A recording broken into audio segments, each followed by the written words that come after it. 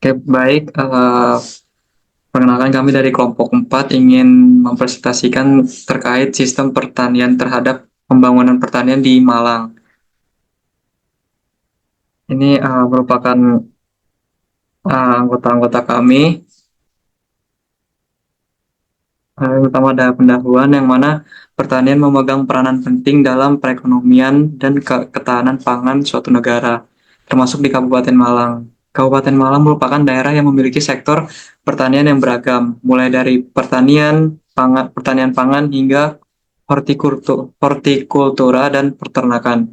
Dalam konteks ini, sistem penyuluhan pertanian merupakan komponen krusial dalam mendukung pembangunan pertanian berkelanjutan dan meningkatkan kesejahteraan petani. Menurut Suatnya, sistem penyuluhan pertanian juga merupakan keseluruhan rangkaian pengembangan kemampuan, pengetahuan, keterampilan, dan sikap pelaku utama dan pelaku usaha melalui penyuluhan. Indonesia memiliki sejarah panjang dalam penyuluhan pertanian, dimulai dari kebutuhan untuk meningkatkan hasil pertanian, baik untuk kepentingan berjajah maupun untuk memenuhi kebutuhan masyarakat adat. Lalu ada tujuan tujuan untuk menganalisa pertanian yang diterapkan di Malang, di bagaimana praktik-praktik tersebut berkontribusi terhadap pembangunan pertanian berkelanjutan, serta dapat mengetahui bagaimana efektivitas berbagai berbagai uh, metode pertanian dalam meningkatkan produktivitas, menjaga keseimbangan ekologi, serta mendukung kesejahteraan petani. Selain itu, untuk mengidentifikasikan tantangan yang akan dihadapi dalam penerapan sistem pertanian berkelanjutan dan merekomendasikan kebijakan yang dapat meningkatkan keberlanjutan sektor pertanian di Malang.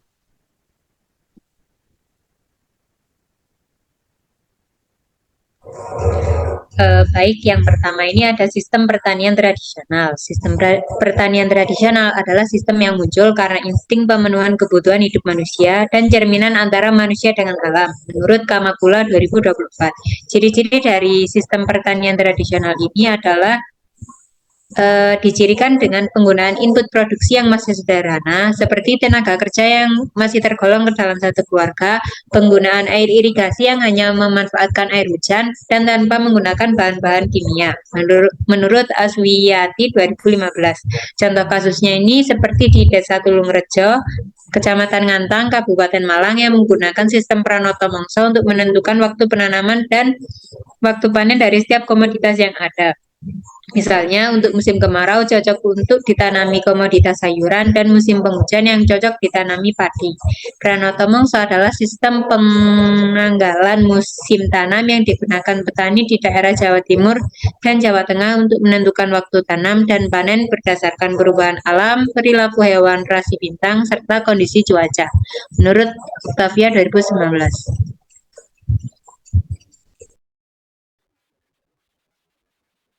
Oke, yang kedua ada sistem pertanian modern, di mana pertanian modern di Kabupaten Malang itu mengalami transformasi yang sangat signifikan, terutama dalam penerapan teknologi yang sangat efisien.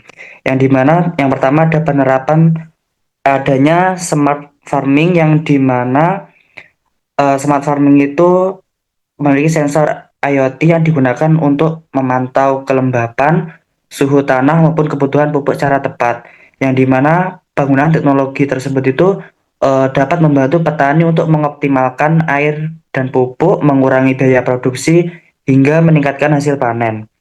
Yang kedua ada sistem hidroponik dan vertikultur, yang dimana sistem tersebut itu semakin populer terutama bagi petani dengan lahan yang terbatas, karena petani dapat menanam sayuran seperti selada, tomat, dan cabai tanpa bergantung pada musim maupun cuaca.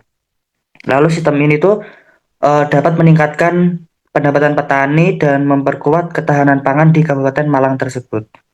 Lalu yang ketiga ada integrasi dengan pasar digital. Petani tersebut mulai menjual hasil panenannya melalui platform e-commerce seperti Tokopedia maupun Shopee. Dengan adanya pasar digital tersebut, petani dapat menjangkau konsumen secara langsung tanpa adanya perantara sehingga dapat meningkatkan keuntungan dan dapat mengurangi rantai distribusi. Lalu yang terakhir ada perkembangan agrowisata, yang dimana agrowisata yang berkembang di Kabupaten Malang seperti adanya kebun apel yang berada di Batu dan kebun stroberi yang berada di Pujon dapat menghasilkan atau meningkatkan pendapatan dari sektor pariwisata. Selanjutnya akan disampaikan oleh rekan saya. Terima kasih.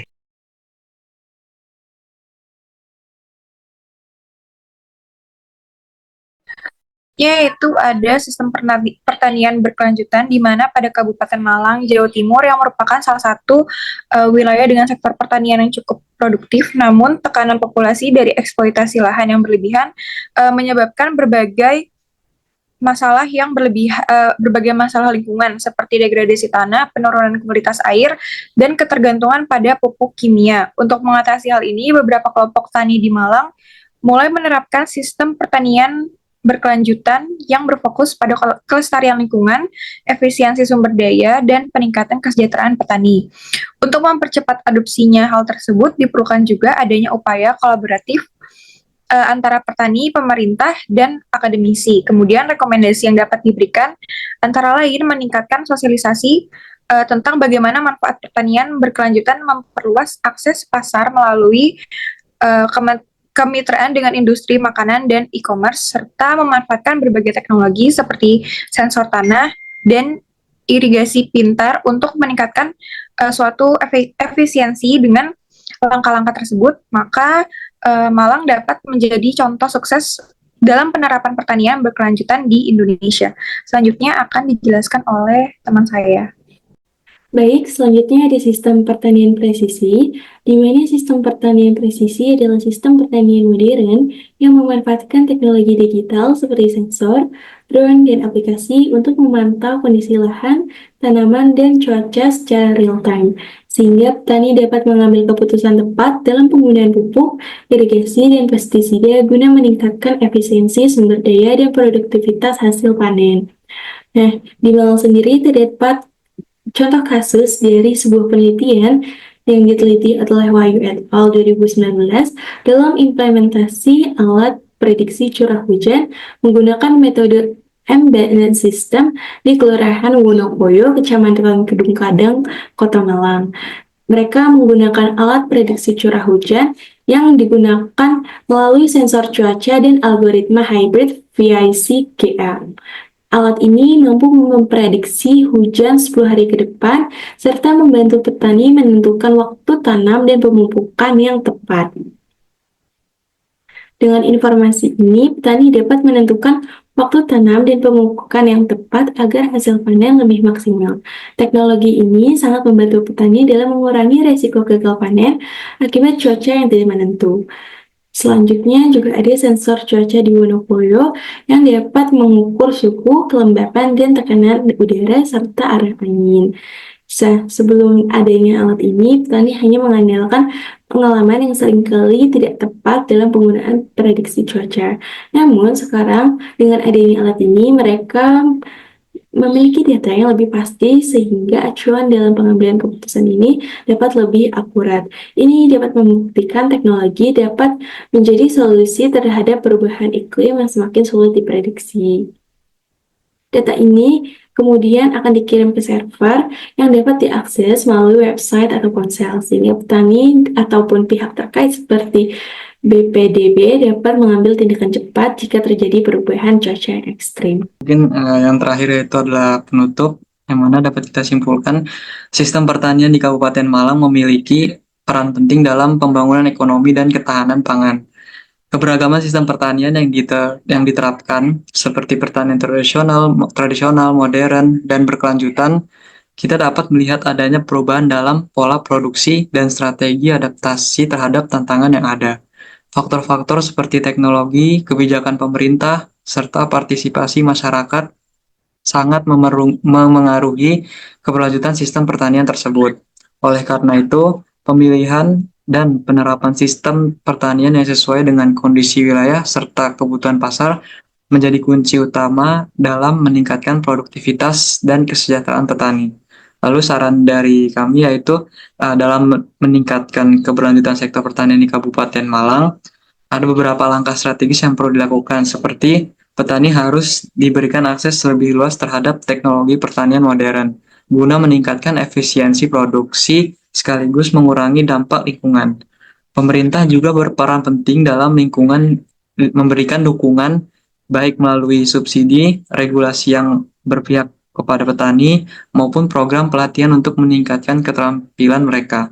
Selain itu, penguatan kelembagaan petani seperti koperasi atau kelompok tani dapat membantu meningkatkan daya tawar mereka dalam pasar serta mempermudah akses terhadap modal dan teknologi. Ini merupakan daftar pustaka yang kita pakai. Mungkin cukup sekian dari kelompok kami. Terima kasih atas perhatiannya. Kurang lebihnya mohon maaf. Assalamualaikum warahmatullahi wabarakatuh.